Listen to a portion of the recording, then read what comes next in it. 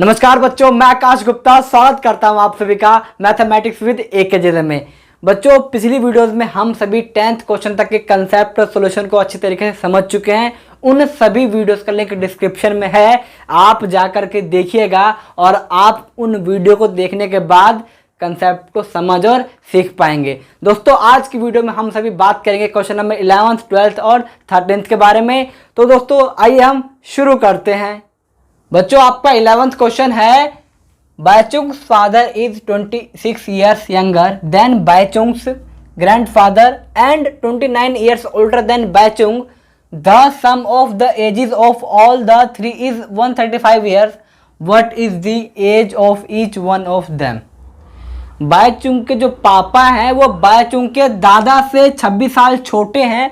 Younger का मतलब छोटा होता है और वो बायचुंग से 29 साल बड़े हैं। ओल्डर का मतलब बड़ा होता है। और अगर उन तीनों की वर्तमान आयु को जोड़ा जाए तो वो आपका 135 वर्ष यानी कि 135 ईयर्स आता है। आपसे क्वेश्चन में पूछा गया है कि उन तीनों की इंडिविजुअल प्रत्येक की आयु कितनी है। अब बच्चों, आप सभी को जैसा कि मैं अभी तक पिछली वीडियोस में बताता आया हूँ कि आप सभी सबसे पहले वो लेट करेंगे जो उन सभी में छोटा होगा। तो बच्चों, यहाँ पर हमें तीन चीज़ें निकालनी हैं। इन तीनों में सबसे छोटा जो कंसेप्ट है वो है बायचुंग का, यानी कि हम सबसे पहले लेट करेंगे बायचुंग की एज को। तो आइए बच्चों, हम लेट करते हैं। Let the age of Bhaichung. आप बच्चों बायचुंग की एज को लेट करेंगे x वर्ष। आप कुछ भी लेट कर सकते हैं, मोस्टली XYZ यूज होता है, इसलिए हमने भी यही लेट कर लिया है। उसके बाद आप लेट करेंगे बायचुंग के फादर को। तो let the age of Bhaichung's father. अब बच्चों, आप सभी देखें कि बायचुंग के पापा बायचुंग से 29 साल बड़े हैं, यानी कि आप बायचुंग की एज में 29 को ऐड कर देंगे। हमने बायचुंग की एज को x माना था, आप उसमें 29 को ऐड करेंगे तो जो ये आएगा ये उसके पापा की एज आएगी, उसके पिताजी की एज आएगी। अब बजाते हैं बायचुंग के दादाजी। अब आप लेट करेंगे let the age of Bhaichung's grandfather. इस तरीके से आप बायचुंग के दादाजी की एज लेट करेंगे। अब कैसे लेट करेंगे आप? बायचुंग के जो दादा हैं वो बायचुंग के पापा से 26 साल बड़े हैं। पापा छोटे हैं तो दादा जो है 26 साल बड़े ही होंगे ना। तो पापा की एज आपकी x + 29 है, तो आप क्या करेंगे, पापा की एज में 26 को जोड़ देंगे।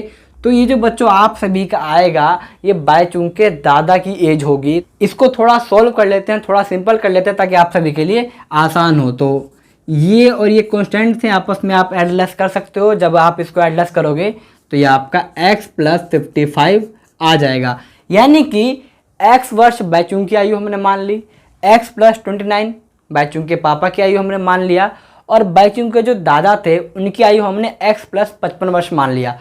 क्वेश्चन में हमें कंडीशन दिया गया है कि अगर हम इन तीनों की आयु को जोड़ते हैं तो वो आपका 135 वर्ष आता है। तो यहाँ तक तो हमने अपने चला लिया। अब क्वेश्चन के अनुसार काम करते हैं, तो देखते हैं बच्चों जल्दी से। अब बच्चों आप सब लिखेंगे अकॉर्डिंग टू क्वेश्चन। क्वेश्चन में हमें कहा गया है इन तीनों को जोड़ने के लिए, तो जल्दी से इन तीनों को जोड़ते हैं हम।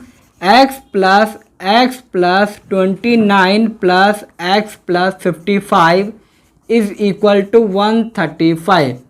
ये कंडीशन में हमें कहा गया है और इस चीज़ को हम भी फुलफिल करेंगे।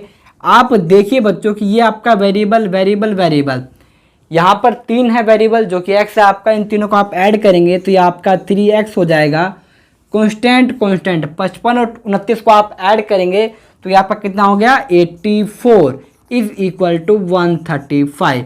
अब बच्चों, जैसे कि मैं आप सभी को हर वीडियोस में बताता आया हूं कि वेरिएबल आपको लेफ्ट में सेपरेट करना है और कांस्टेंट आपको राइट में सेपरेट करना है। अब क्योंकि यहाँ पर +84 है, इक्वल के उस तरफ सेपरेट करोगे तो ये आपका -84 होगा, यानी कि 135 - 84।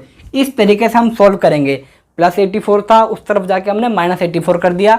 अब हमें क्या करना है, 3x इज इक्वल टू 135 में से 84 को आप माइनस करोगे तो ये आपका आ जाएगा 51 निकाल दिया हमने।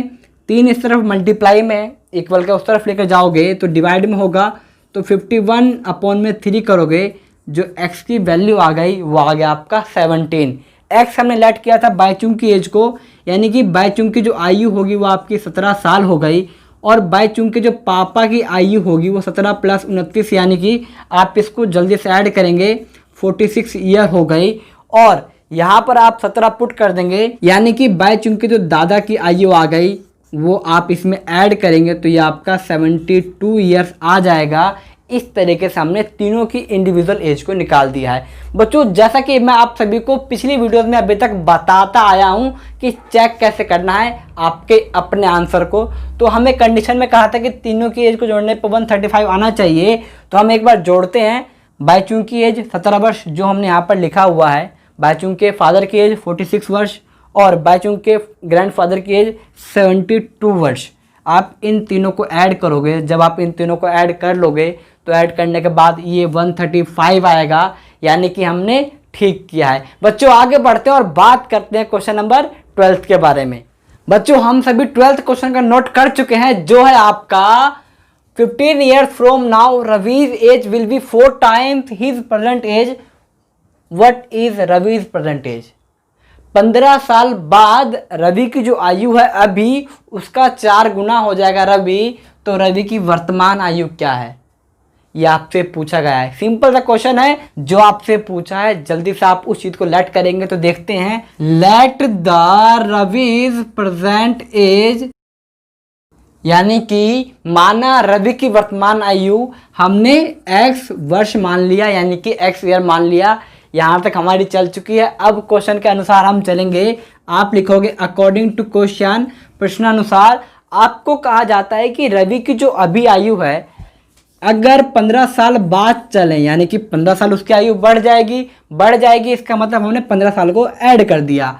तो 15 साल बाद जो उसकी एज होगी वो आज की एज का 4 गुना होगी, यानी कि आज की एज का 4 गुना होगी। आज की एज को हमने 4 से मल्टीप्लाई कर दिया, यानी कि 15 साल बाद की एज वो आज की एज के 4 गुना, यानी कि दोनों इक्वल होंगे, इसलिए हमने बीच में इक्वल लगा दिया। अब बच्चों इसको जल्दी से सोल्व करते हैं। ये आपका x प्लस 15 हो जाएगा, इक्वल का इक्वल मल्टीप्लाई करोगे 4x हो गया।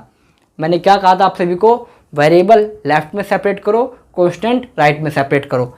आप ऐसा भी कर सकते हो, वेरिएबल एक तरफ सेपरेट करो और कांस्टेंट एक तरफ सेपरेट करो, लेकिन सेपरेट जरूर करना है।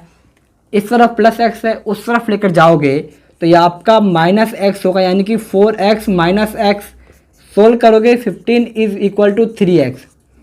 3 साथ में मल्टीप्लाई में है, हमें तो वैल्यू सिर्फ x की चाहिए, तो आप क्या करोगे 3 को डिवाइड में लिखोगे, यानी कि 15 डिवाइड में 3 इज इक्वल टू x।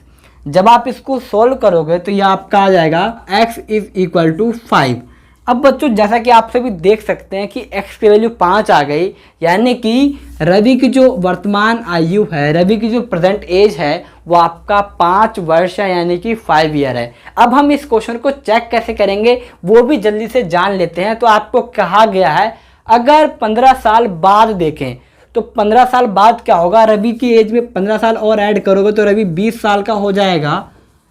20 साल का होगा ना 15 साल बाद रवि, क्योंकि आज 5 का है, 15 साल बाद 20 साल का होगा। आपको कहा जाता है कि आज की आयु का 4 गुना होगा। बिल्कुल ठीक है, आज 5 साल का है, 15 साल बाद 4 गुना होगा।